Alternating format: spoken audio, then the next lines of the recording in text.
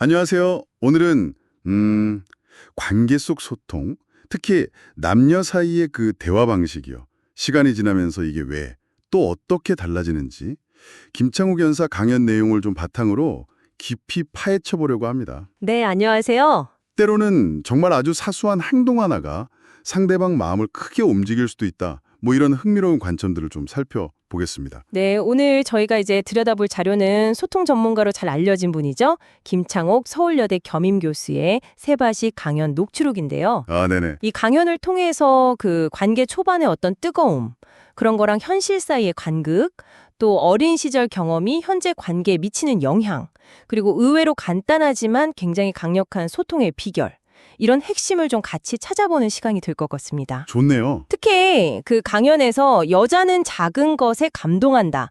이 부분부터 시작하면 딱 좋을 것 같아요. 아, 맞아요. 그 부분이 정말 흥미로웠어요. 그 강연자가 연애 초반 있잖아요. 보통 뭐 3개월에서 길게는 3년? 네, 그 정도. 이때 남성들이 보이는 헌신적인 모습. 그 배경에는 도파민이라는 호르몬 영향이 크다고 설명을 하더라고요. 그렇죠. 그 쾌감 호르몬이요. 네.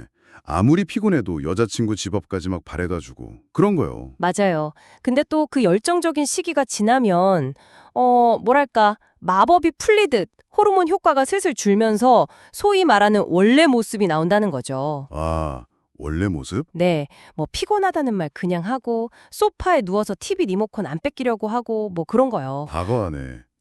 근데 여기서 중요한 건 김장욱 연사는 이게 꼭 뭐 관계가 나빠졌다라기보다는 어쩌면 지극히 자연스러운 호르몬 변화의 결과일 수 있다. 이렇게 봤다는 점이에요. 아, 그럴 수 있겠네요. 자연스러운 거다. 네. 그래서 강연자가 농담처럼 얘기했잖아요. 처음 같은 열정을 계속 유지하는 남자는 전 세계에 한 10명 있을까 말까? 라고요. 10명이라니. 그럼 관계가 한 3년, 5년 이렇게 쭉 이어져서 익숙해졌을 때요. 그때 나타나는 그 원래 모습은 도대체 어디서 오른 걸까요? 강연자는 사람이 상대를 자기 자신 대하듯 하기 시작한다고 했는데 이 자신을 대하는 방식, 이건 또 어떻게 만들어지는 건가요? 바로 그 지점이 이 강연의 핵심 중 하나인데요. 자신을 대하는 방식, 그러니까 결국 타인을 대하는 방식의 뿌리가 어린 시절의 부모님, 특히 아버지가 어머니를 어떻게 대했는지를 보고 배우는 데 있다는 거죠. 아, 아버지요? 네. 강연에서 청중한테 질문 던진 거 기억나세요?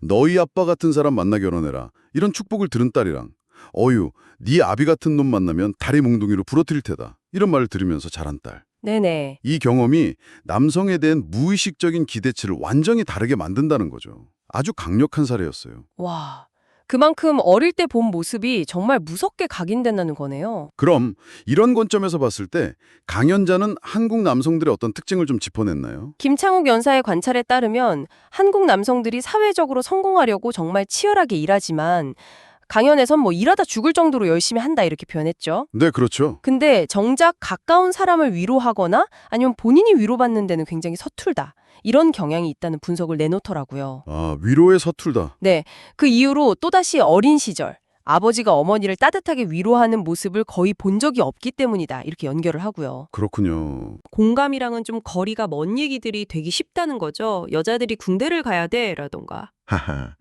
네, 듣고 보니까 정말 그런 상황들이 막 떠오르네요. 아, 소통이 잘 안 되니까 아내가 새 오빠를 원하게 될 수도 있다. 이런 우스갯소리까지 했었죠. 맞아요.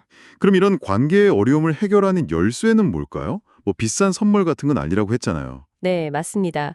강연자는 뭐 값비싼 명품백, 이걸 뭐 똥이나 채널 이런 유머러스한 표현을 썼죠. 네, 기억나요. 이것보다 훨씬 강력한 게 바로 피드백이라고 강조를 해요. 피드백이요? 네, 예를 들어 쇼핑할 때 아내가 보라색이나 분홍색이나 이렇게 물었을 때 최악의 대답은 아무거나 빨리 사 아니면 안 살 거면 만지작거리지 마 이런 거잖아요. 듣기만 해도 좀 그러네요. 그쵸. 반면에 보라색 입으니까 훨씬 어려 보이는데 이런 구체적이고 긍정적인 피드백 이거 딱 5초면 되거든요. 5초요? 네, 근데 이게 관계에는 엄청난 윤활유가 된다는 겁니다. 와, 단 5초의 피드백이라니. 근데 그렇게 간단한 걸 왜 많은 남성들이 어려워하는 걸까요? 이게 단순히 그냥 성격 문제만은 아닐 텐데요. 여기서 다시 그 본 적 없음의 논리가 나오는 거예요. 아, 또요? 네, 강연자의 주장은 남성들이 그런 긍정적인 피드백을 주고받는 모습을 아버지에게서 본 적이 거의 없기 때문에 이걸 어떻게 해야 하는지도 모르고 심지어는 그 필요성 자체를 잘 못 느낄 수도 있다는 거죠. 아, 본 적이 없으니 소망하지도 않는다. 그쵸. 보지 못했으니 소망하지도 않는다는 거예요. 이게 우리에게 주는 통찰은 관계의 많은 문제들이 어떤 악이나 무관심보다는 학습된 소통 방식의 부재에서 비롯될 수 있다는 점입니다.